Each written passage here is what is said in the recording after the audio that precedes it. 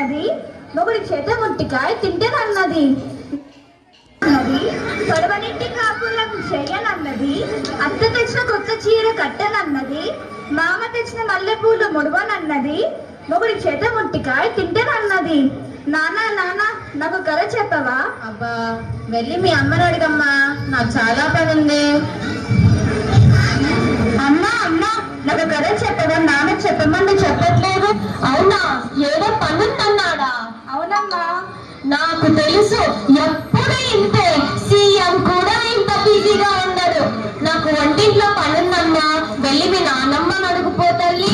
మీ ఇద్దరు ఎప్పుడు ఇంతే, కథ చెప్పరు, పాట పాడరు. అసలు నేనేం అడిగినా పని ఉందని అంటారు.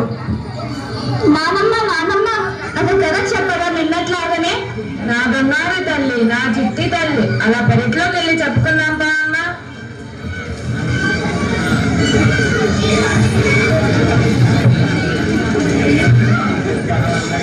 ఏంటి ఏదో పాచిపోయిన వాసన వస్తుంది? ఏం లేదండి, నిన్న మిగిలిపోయిన ఉప్మా ఉంటే పడేయడానికి వెళ్తున్నా. అంత ఎక్కువగా ఎందుకు చేసావే? మీకోసమే, తిని బలుస్తారని. దీని పేరు ప్రభావతి. కోపం చాలా అతి, అస్సలు లేదు మతి. ఇది చాలా పెద్ద కోతి, మీకు పగులుంది మూతి.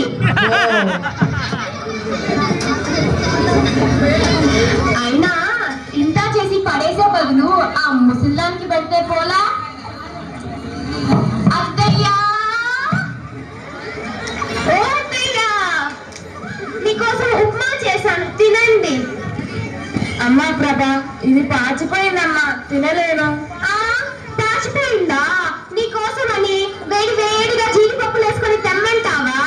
పాచిపోయిందంట, పాచిపోయింది. అయినా ఈ వయసులో అంతంత తిని ఒలింపిక్స్ కి వెళ్ళి వెయిట్ లిఫ్టింగ్ చేయాలా ఏంటి? సిగ్గు లేకపోతే సరే, చిచ్చి. పెట్టింది తిను, లేదంటే ఒక మూల పడుండు.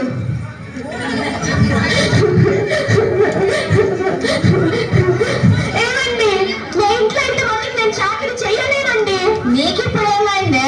ఇంకా ఏం కావాలండి? మీరు పొద్దుననగా వెళ్తారు, పాప స్కూల్ కి పోతుంది. మీరు వచ్చేంత వరకు ఆ ముసలి దానికి నేను సేవలు చేస్తూ ఉండాలి. అంత గొప్ప సేవలు ఏం చేసావే? ఏం చేశాను మీకు చెప్పాలా ఏంటి? చెప్పకపోతే అర్థం చేసుకోలేరు. సరే సరే, ఇప్పుడు నన్ను ఏం చేయమంటావు చెప్పు. ఇంట్లో నేనన్నా ఉండాలి, ఆ ముసలిదైనా ఉండాలి. ఇప్పుడే చెప్పండి. ఈ వయసులో ఆమె ఎక్కడికి వెళ్తుంది? ఎక్కడికైనా పంపండి. ఆ ముసలిని మాత్రం ఇంట్లో వద్దు. ప్రతి ఊర్లో ఉన్నాయి కదా వృద్ధాశ్రమాలు, ఎక్కడ చోట చేర్చండి. వృద్ధాశ్రమానికి ఫోన్ చేయండి. చేస్తానులే, ఇప్పుడే చెయ్యండి. చేస్తున్నా. హలో, ప్రొద్దుటూరు వృద్ధాశ్రమా అండి? ఒక ముసలామెను మీ ఆశ్రమంలో చేర్చాలనుకుంటున్నాను. ఏంటండి?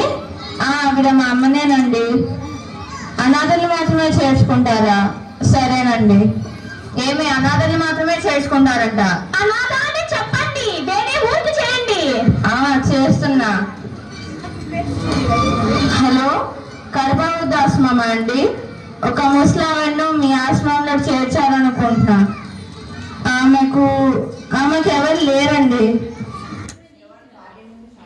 సరేనండి. ఇవాళ వస్తున్నామా చెప్పండి. ఏం చెప్పాలి కూడా చేత కాదు. చిచ్చి. ఏంటి నాన్న, నాన్నమ్మని ఎక్కడ తీసుకెళ్తున్నారు? నీకెందుకే, నోరు తీసుకొని చదువుకోపో. అమ్మను కొంచెంసేపు ఆగు. చెప్పు నాన్న, ఎక్కడ తీసుకెళ్తున్నారు నాన్నమ్మని? ఏం లేదమ్మా, నాన్నమ్మకు వయసు ఎక్కువ అయిపోతుందిగా, ఇంట్లో సరిగా చూసుకోలేకపోతున్నామని ఆశ్రమంలో చేర్పిద్దామని ఫోన్ చేస్తున్నా. అవునా? అయితేనమ్మా నాకు కూడా ఇవ్వు నాన్న. మీరు ముసలి అయ్యాక మిమ్మల్ని కూడా అక్కడికే పంపిస్తా. చూడండి ఎలా మాట్లాడుతుందో. ఆ ముసలిదాని గారాబం వల్ల ఇది ఇలా తయారవుతుంది. అమ్మ నేను కొంచెం బాగమ్మా నాన్న. ఇందాక పాచిపోయిన తిండి మా నాన్నకు పెట్టావే, అదైతే నువ్వు తినచ్చు కదా, లేకపోతే నాన్నకు పెట్టచ్చు కదా, పోనీ నాకు ఇవ్వచ్చు కదా. ఎందుకమ్మా నీకు నాన్నమ్మ అంటే అంత కోపం? అయినా నీ తెలివి ఏమైంది నాన్న? నువ్వు నన్ను చిన్నప్పుడు ఎంత బాగా చూసుకుంటావు కదా, నాన్నకు నిన్ను అంతా బాగా చూసుకుంటే కదా. ఆ మాత్రం అర్థం కాలేదా? అయినా మీకంటే నన్ను నాన్నమ్మనే బాగా చూసుకుంటుంది. రోజు కథలు చెప్తుంది, పాట పాడుతుంది, నాతో ఆడుకుంటుంది.